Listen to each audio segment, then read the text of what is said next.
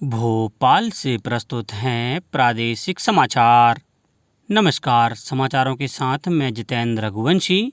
पहले मुख्य समाचार। प्रधानमंत्री नरेंद्र मोदी ने कहा, सरकार किसानों के जीवन में सुधार के लिए कृषि क्षेत्र को मजबूत कर रही है।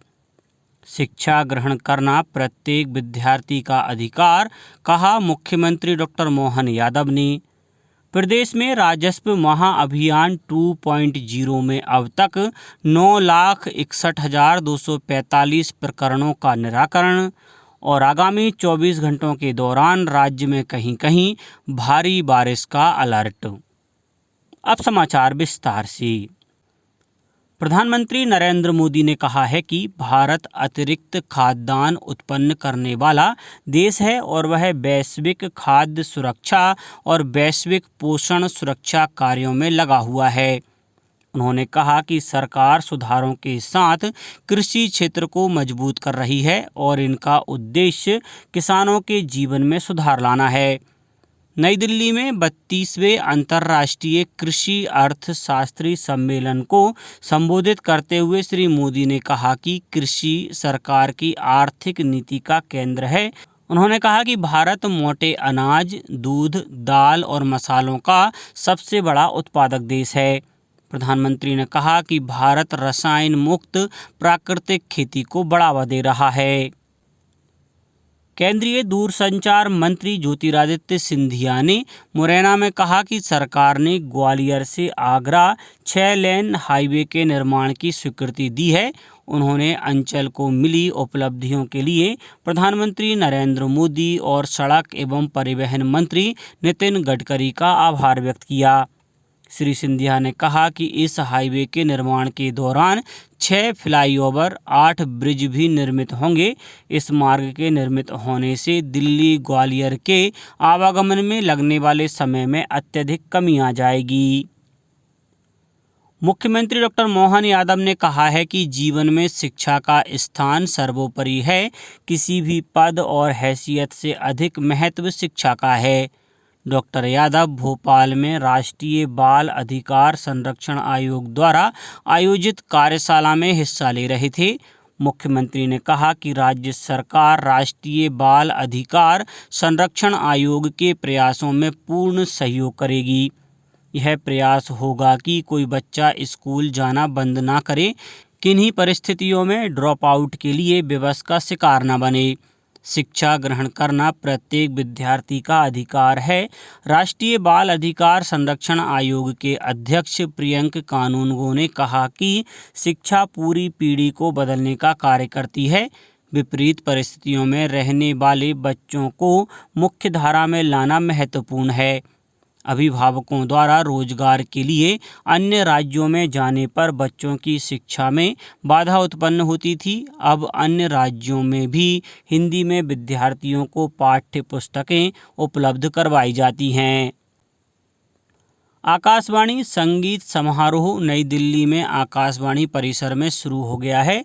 2 दिन के इस समारोह में पंडित राजेंद्र प्रसन्ना, पंडित जयतीर्थ मेवुंदी और पंडित विश्व मोहन भट्ट सहित देश के जाने माने संगीतज्ञ अपनी प्रस्तुतियां देंगे।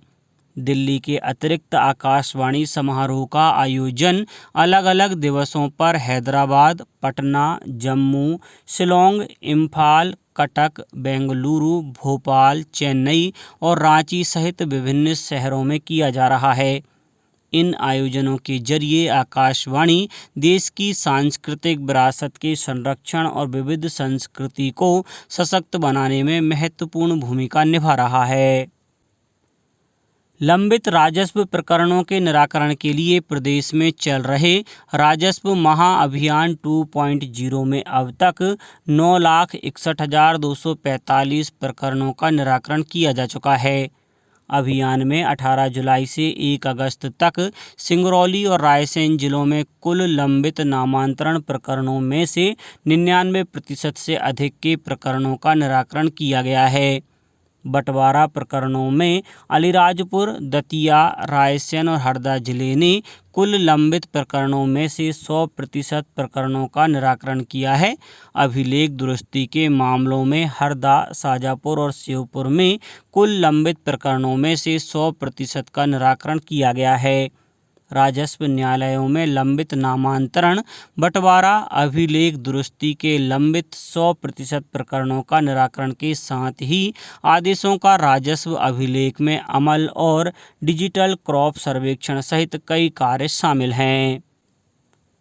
प्रधानमंत्री शहरी आवास योजना में उत्कृष्ट मकान बनाने वाली आगरमालवा जिले की एक महिला हितग्राही को राष्ट्रपति द्रौपदी मुर्मू द्वारा आगामी स्वतंत्रता दिवस पर सम्मानित किया जाएगा। हितग्राही मंजू जैन द्वारा प्रधानमंत्री आवास योजना में बनाए गए सुंदर, आकर्षक और सर्व सुविधा युक्त मकान को राज्य व केंद्र सरकार की टीमों ने भी निरीक्षण के दौरान उत्कृष्ट पाया था। हितग्राही मंजू जैन ने योजना का लाभ देने के लिए प्रधानमंत्री का आभार व्यक्त किया है। उप मुख्यमंत्री जगदीश देवड़ा ने कहा है कि जीएसटी संग्रहण में राजस्व निरीक्षकों की अहम भूमिका होती है, जिसका राष्ट्र की अर्थव्यवस्था में महत्वपूर्ण स्थान है। यह विभाग न केवल जीएसटी के सुचारू कार्यान्वयन को सुनिश्चित करता है, बल्कि करदाताओं को आवश्यक मार्गदर्शन और सहायता भी प्रदान करता है। श्री देवड़ा भोपाल के रविंद्र भवन में मध्य प्रदेश वाणिज्यिक कर निरीक्षक के वार्षिक अधिवेशन एवं स्वर्ण जयंती समारोह में शामिल हुए।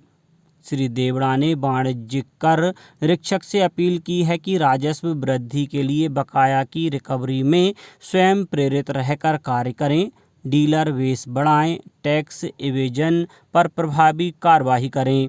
उन्होंने कहा कि अच्छे कार्य के लिए निरीक्षकों को प्रेरित करने के साथ ही पुरस्कार और सम्मान भी दिया जाना चाहिए। अब बात मौसम की। प्रदेश में बारिश का दौर लगातार जारी है। इस बारिश से कई नदी नाले उफान पर हैं। कई जिलों में बाढ़ के हालात बन गए हैं।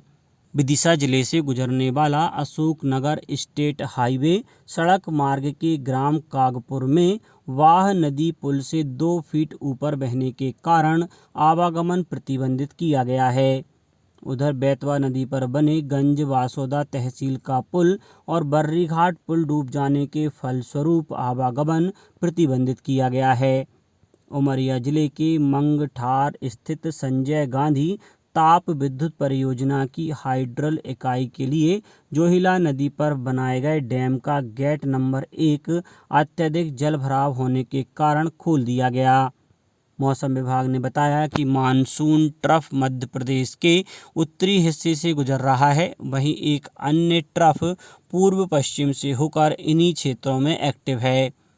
आगामी 24 घंटों के दौरान राज्य के सभी संभागों में कहीं कहीं भारी बारिश का अलर्ट जारी किया गया है। अब कुछ समाचार संक्षेप में। नीमच जिले में सभी शासकीय प्राथमिक एवं माध्यमिक विद्यालयों में छात्रों को जरूरी फर्नीचर उपलब्ध कराने के लिए जन सहयोग से चलाए जा रहे मिशन बेंचमार्क अभियान अंतर्गत कार्यक्रम आयोजित किया गया। शहडोल जिले में राजस्व महाअभियान के दौरान नक्शा तरमीम, समग्र ई-केवाईसी, अभिलेख दुरुस्तीकरण, बंटवारा, नामांतरण जैसे अन्य राजस्व मामलों का निपटारा तेजी से किया जा रहा है। टीकमगढ़ कलेक्टर ने आकाशीय बिजली से बचाव के लिए लोगों से दामिनी ऐप डाउनलोड करने की अपील की। इस ऐप से बिजली गिरने के 15 मिनट पहले मोबाइल पर अलर्ट आ जाएगा। खंडवा जिले में 5 से 30 अगस्त तक मोतियाबिंद जांच तथा चयनित मोतियाबिंद हितग्राहियों के ऑपरेशन के लिए निःशुल्क नेत्र शिविर का आयोजन किया जाएगा। और सागर जिले के राहतगढ़ में लिंक कोर्ट का शुभारंभ मध्य प्रदेश उच्च न्यायालय जबलपुर के न्यायाधीश संजय द्विवेदी ने किया। यह लिंक कोर्ट क्षेत्र के लिए बहुत लाभदायक सिद्ध होगा। अंत में मुख्य समाचार एक बार फिर। प्रधानमंत्री नरेंद्र मोदी ने कहा, सरकार किसानों के जीवन में सुधार के लिए कृषि क्षेत्र को मजबूत कर रही है। शिक्षा ग्रहण करना प्रत्येक विद्यार्थी का अधिकार, कहा मुख्यमंत्री डॉक्टर मोहन यादव ने। प्रदेश में राजस्व महाअभियान 2.0 में अब तक 9,61,245 प्रकरणों का निराकरण और आगामी 24 घंटों के दौरान राज्य में कहीं कहीं भारी बारिश का अलर्ट। आज के इस बुलेटिन में बस इतना ही। नमस्कार।